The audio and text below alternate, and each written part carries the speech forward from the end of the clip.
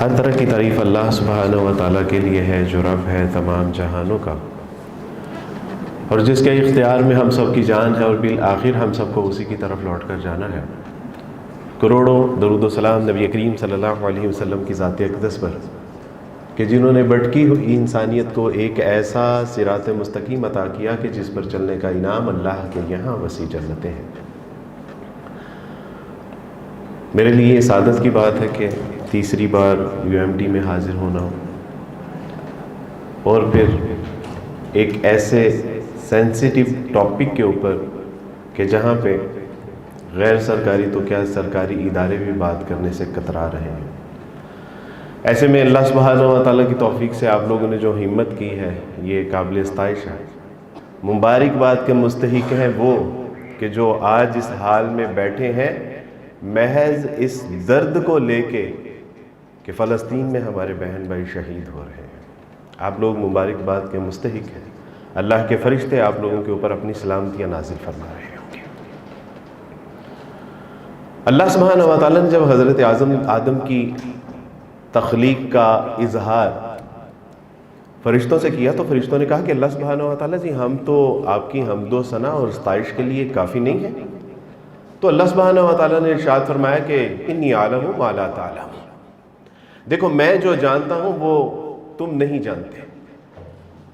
اللہ سبحانہ و تعالیٰ نے اپنی حکمت اور منشا کے تحت جب آدم کی تخلیق فرما لی تو اللہ سبحانہ و تعالیٰ نے اب ارشاد فرمایا وَإِذْ قَالَ لِلْمَلَائِكَةِ اسْجُدُوا لِآدَمَ فَسَجَدُوا إِلَّا إِبْلِيسَ۔ اللہ سبحانہ و تعالیٰ نے ارشاد جب فرمایا کہ اے فرشتوں میرے آدم کو سجدہ کرو تو سارے کے سارے سجدہ میں پڑ گئے الا ابلیس۔ اللہ سبحانہ و تعالیٰ نے ابلیس سے پوچھا کہ ابلیس تجھے کس بات نے یعنی تکبر میں مبتلا کر دیا کہ میرے تمام فرشتوں نے میرے ایک حکم کے اوپر جو ہے وہ آدم کو سجدہ کیا، تو تجھے کس چیز نے سجدہ سے روکا؟ ابلیس نے جو عذر پیش کیا وہ یہ تھا کہ انا خیر منہ، کہ اللہ سبحانہ و تعالیٰ جی یہ تو مٹی سے پیدا کیا گیا ہے، میں آگ سے پیدا کیا گیا ہوں، لہٰذا میں تو اس سے بہتر ہوں۔ بات یہاں اللہ کے حکم کی تھی، لاجک کی نہیں تھی۔ اور اللہ سبحانہ و تعالیٰ نے پھر کیا فرمایا؟ اللہ سبحانہ و تعالیٰ نے ارشاد فرمایا گیٹ آؤٹ فرام ہیئر، دفع ہو جاؤ اللہ سبحانہ و تعالیٰ کی بارگاہ سے، نکل جاؤ یہاں سے۔ اور پھر اس نے کہا کہ اللہ سبحانہ و تعالیٰ جی آپ اس آدم کی وجہ سے مجھے بے عزت کر کے اپنے یہاں سے دفع دور تو کر رہے ہیں، لیکن اب دیکھیے گا کہ پھر میں اب اس آدم اور اس کی اولاد کو یہاں بھٹکاؤں گا، گمراہ کروں گا، بے راہ روی کا شکار کروں گا، یہ آپ کے نافرمان بھی ہوں گے، یہ فساد بھی کریں گے، یہ دنگا بھی کریں گے۔ تو اللہ سبحانہ و تعالیٰ نے فرمایا تم میرے مخلص بندوں کو نہ بھٹکا سکو گے، نہ گمراہ کر سکو گے، نہ تم ان کو بے راہ روی کا شکار کر سکو گے۔ اور پھر اس وقت دو گروہ معرض وجود میں آئے، ایک حزب اللہ، اللہ کی جماعت، اور دوسرے حزب الشیطان۔ حزب اللہ اللہ کے وہ بندے ہیں کہ جنہوں نے اللہ سبحانہ و تعالیٰ کے اوپر ایمان لے کے آئے، جو اس کے نبیوں کو مانتے رہے، جو اس کی کتابوں کو مانتے رہے، جو زمین میں صلح صفائی کرتے رہے، جو اصلاح کا کام کرتے رہے، اور شیطان کے وہ بندے کہ جو زمین میں فساد مچاتے رہے، انبیاء علیہ السلام کو قتل کرتے رہے، انبیاء علیہ السلام کی لائی ہوئی ہدایت کے اوپر عمل نہ کرتے رہے، اور زمین میں قتل و غارت اور فساد مچاتے رہے۔ اللہ سبحانہ و تعالیٰ نے انسانیت کو دکھا دیا کہ یہ جو اہل یہود ہے، یہ جو گروہ یہود ہے، یہ حزب الشیطان، کہ جو اللہ سبحانہ و تعالیٰ نے ان کے اوپر اتنا فضل کیا کہ کوئی دور نہیں تھا۔ 2000 سال کی تاریخ کو آپ اٹھا کے دیکھیے، آپ کو پتہ چلے گا کہ ان میں ایک وقت ایسا نہیں تھا کہ جب اللہ سبحانہ و تعالیٰ ان کے ساتھ انبیاء علیہ السلام کو نہ رکھا۔ ہمارے استاد فرمانے لگے کہ تواتر کے ساتھ یہود میں انبیاء علیہ السلام کا آنا ان کے لیے باعث شرف نہیں ہے، باعث ذلت ہے، کہ یہ اتنی گھٹیا اور غلیظ قوم تھی کہ اللہ سبحانہ و تعالیٰ کو ہر وقت ان کی اصلاح کے لیے کسی نہ کسی نبی کو ان کے ساتھ رکھنا پڑتا تھا۔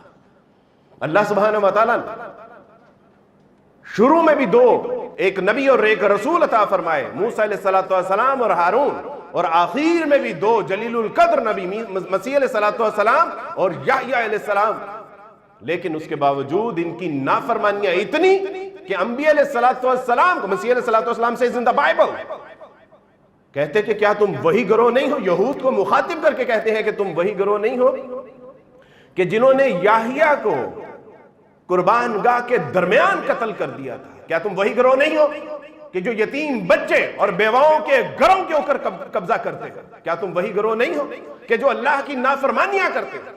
اور پھر اللہ سبحانہ و تعالیٰ نے اتنا انعام کہ مصر سے جب نکالتے ہیں اللہ سبحانہ و تعالیٰ تو سمندر کو حکم کیا جاتا ہے کہ ان کے لیے راستہ دے دیجئے، بادلوں سے کہا جاتا ہے کہ ان کے اوپر سائبان بن کے رہیں۔ ایسا انعام کہ اللہ سبحانہ و تعالیٰ نے آسمان سے کھانا نازل کیا، من و سلوہ، ایسا انعام ان کے اوپر کہ اللہ سبحانہ و تعالیٰ اپنے نبی کو کہتے ہیں کہ موسیٰ آپ عصا ماریے اس پتھر کے اوپر اور 12 قبیلوں کے لیے 12 چشمے جاری کر دیے جائیں گے۔ ایسا انعام کہ ان کے بڑھنے کے ساتھ ساتھ اللہ ان کے کپڑوں کو بھی ساتھ ساتھ بڑھا دیتا تھا۔ لیکن جب اللہ سبحانہ و تعالیٰ نے دیکھا کہ یہ تو اپنی ہٹ درمی اور نافرمانی سے باز نہیں آتے، تو کیا ہوا؟ یہ وہی قوم کہ جس کو اللہ کہتے ہیں کہ انی فضلتکم علی العالمین، کہ اہل یہود یاد کرو وہ وقت کہ اللہ سبحانہ و تعالیٰ نے تمام دنیا میں سے تمہارے اوپر ایک انعام کیا تھا لیکن تم باز نہیں آئے۔ وَضُرِبَتْ عَلَيْهُمُ الذِّلَّةُ وَالْمَسْكَنَةُ، اللہ نے کہا کہ اب تمہارے اوپر اللہ نے ذلت اور رسوائی کو تھوپ دیا۔ 2 سال اس کیفیت میں رہے، اور یہ وہی گروہ کہ جس کے اوپر اللہ نے اتنا انعام کیا لیکن یہ باز نہیں آئے، اور اللہ سبحانہ و تعالیٰ نے پوری انسانیت کو دکھا کہ یہ حزب الشیطان، اپنے بچوں کو بتائیے، سکھائیے، سمجھائیے۔ وہ پلے کارڈ کو اٹھا کے دیکھتے ہیں کہ خیبر واضح اور لاسٹ چانس، اور ہمیں پتہ نہیں۔ یہ بھی تو واحد مسلمانوں کے بچے ہیں جو اپنی زندگی کے مزے لوٹ رہے ہیں۔ کیوں سچویشن ہے؟ Because they don't know about the history. فلسطین میں ہوا کیا، فلسطین میں کتنے بچے قتل کر دیے ہیں انہوں نے، فلسطین میں کتنی بیٹیوں کی عزت دری کی ہے، دے ڈونٹ نو۔ لیکن آج بھی وہ پلے کارڈ اٹھا کے کہتے ہیں کہ خیبر واز یور لاسٹ چانس، تمہارا آخری موقع بس خیبر کا تھا، اب ہماری۔ میں نے جب اسلام قبول کیا تو اسلام قبول کرنے کے بعد many people ask me why embrace Islam،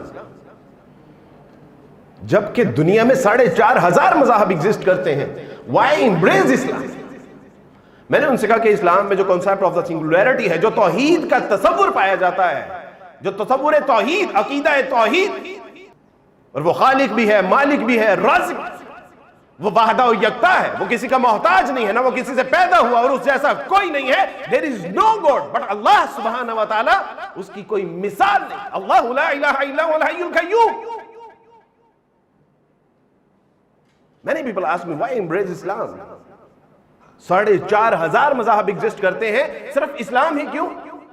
میں نے ان سے کہا کہ اسلام is the complete court of law، that's why I embrace Islam۔ اسلام مکمل ضابطہ حیات پیش کرتا ہے۔ اسلام آپ کو صبح اٹھنے سے لے کے رات کو سونے تک، اسلام آپ کو تجارت سے لے کے بادشاہت تک، اسلام آپ کو ریاست سے لے کے سیاست تک، اسلام آپ کو معاشرے سے لے کے اخلاق کردار تک، اسلام آپ کو مکمل ضابطہ حیات پیش کرتا ہے۔ اس لیے میں نے اسلام قبول کیا، اور جیسے میں نے اسلام کے بارے میں اللہ سبحانہ و تعالیٰ کی توحید کا تصور پڑھا، میں نے ویسے ہی پڑھا۔ میں نے پڑھا کہ محمد صلی اللہ علیہ وسلم is the last and final messenger of God۔ اللہ سبحانہ و تعالیٰ اب آپ علیہ السلام کے بعد کوئی نبی نہیں، جھوٹے کذاب ملعون شیطان تو آ سکتے ہیں لیکن کوئی نبی نہیں آ سکتا۔ تو میں نے اسلام میں ایسا ہی پایا۔ لیکن اللہ سبحانہ و تعالیٰ سے زندہ قرآن، وَاعْتَصِمُوا بِحَبْلِ اللَّهِ جَمِيعًا وَلَا تَفَرَّقُوا، اللہ کی رسی کو مضبوطی سے تھام لو اور دیکھو فرقہ واریت میں اپنے آپ کو مبتلا نہ کرنا۔ اور رسول اللہ صلی اللہ علیہ وسلم کو فرمایا کہ نبی جنہوں نے اپنے آپ کو فرقہ واریت میں بدل لیا ان کا آپ کے ساتھ کوئی تعلق نہیں ہے۔ اور پھر رسول اللہ صلی اللہ علیہ وسلم فرمایا المسلمون کجسد واحدہ، کہ مسلمان تو ایک جسم کی مانند ہے کہ پاؤں میں درد ہوتی ہے تو پورا جسم بے تاب ہو جاتا ہے۔ عمر فاروق رضی اللہ تعالیٰ نے فرمایا لا اسلام الا بالجماع، کوئی اسلام نہیں ہے جماعت کے بغیر۔ اگر تمہارے اندر اتحاد اتفاق نہیں ہے تو کوئی اسلام نہیں۔ آپ یقین کیجئے کہ میں نے اسلام کی یہ تعلیمات تو پڑھی، اسلام اس کا حکم بھی دیتا ہے، اسلام تفرقہ سے آپ کو بچاتا بھی ہے، ہٹاتا بھی ہے، منع بھی کرتا ہے، باز بھی رکھتا ہے، لیکن بات ہے کہ اس کی میں نے عملی تفسیر نہیں دیکھی۔ میں نے دیکھا کہ رسول اللہ صلی اللہ علیہ وسلم نے فرمایا کہ الکفار کلہ ملت واحد، یہ جو کفار ہیں یہ ملت واحد ہے۔ اور ہم نے دیکھا کہ امریکہ کہتا ہے وہ stand with the Israel, British کہتا ہے وہ stand with the Israel, Canada کہتا ہے وہ اسٹینڈ ود دا اسرائیل، لیکن کسی مسلمان ملک کو یہ توفیق نہیں ہوئی کہ وہ کھل کے یہ بات کہہ سکے کہ وہ اسٹینڈ ود دا انوسنٹ فلسطین، وہ کہہ سکے کہ وہ stand with the innocent children, وہ کہہ سکے کہ وہ اسٹینڈ ود دا فلسطینین وومن۔ کسی کو جرت کیوں؟ رسول اللہ صلی اللہ علیہ وسلم نے فرمایا تھا، آپ علیہ السلام نے فرمایا کہ ثوبان رضی اللہ تعالیٰ عنہ سے روایت، فرمایا کہ ثوبان اس وقت تمہاری کیا حالت ہوگی کہ جب قومیں تمہارے اوپر ایسے ٹوٹ پڑیں گی جیسے بھوکے کھانے کے اوپر ٹوٹتے ہیں۔ تو ثوبان رضی اللہ تعالیٰ نے فرمایا کہ اللہ کے رسول اس وقت ہم تعداد میں کم ہوں گے؟ فرمایا نہیں، تعداد میں تو تم بہت زیادہ ہوگے۔ اس وقت 2 ارب کسی بھی قوم سے کہیں زیادہ ہماری اسٹرینتھ ہے، 2 ارب۔ رسول اللہ صلی اللہ علیہ وسلم نے فرمایا کہ نہیں، تعداد میں تو تم بہت بہترین ہو، لیکن تمہارے اندر ایک بیماری آ چکی ہوگی، وہن۔ فرمایا من وہن یا رسول اللہ صلی اللہ علیہ وسلم؟ اللہ کے رسول what is the وہن؟ فرمایا کہ حب الدنیا و کراہیت الموت، تمہارے اندر دنیا کی محبت آ چکی ہوگی اور موت سے تمہیں نفرت ہو چکی ہوگی۔ تم اپنی زندگیوں کو عزیز رکھو گے، لباس کو عزیز رکھو گے، جان کو عزیز رکھو گے، کھانے پینے کو عزیز رکھو گے، تمہارے لیے دنیا کی عیش و عشرت تمہارے لیے عزیز ہوگی، لیکن تمہیں موت سے ڈر آئے۔ تو فرمایا کہ تم دنیا سے محبت کرنا شروع کر دو گے اور موت سے تمہیں نفرت ہو جائے گی۔ وہ مسلمان کہ خالد بن ولید رضی اللہ تعالیٰ عنہ کی جب تاریخ پڑھتے ہیں، ان کی سیرت پڑھتے ہیں، تو پتہ چلتا ہے کہ 80 تلواریں انہوں نے اپنی جنگ میں توڑی، 100 سے زائد زخموں کے نشان ان کے جسم کے اوپر تھے۔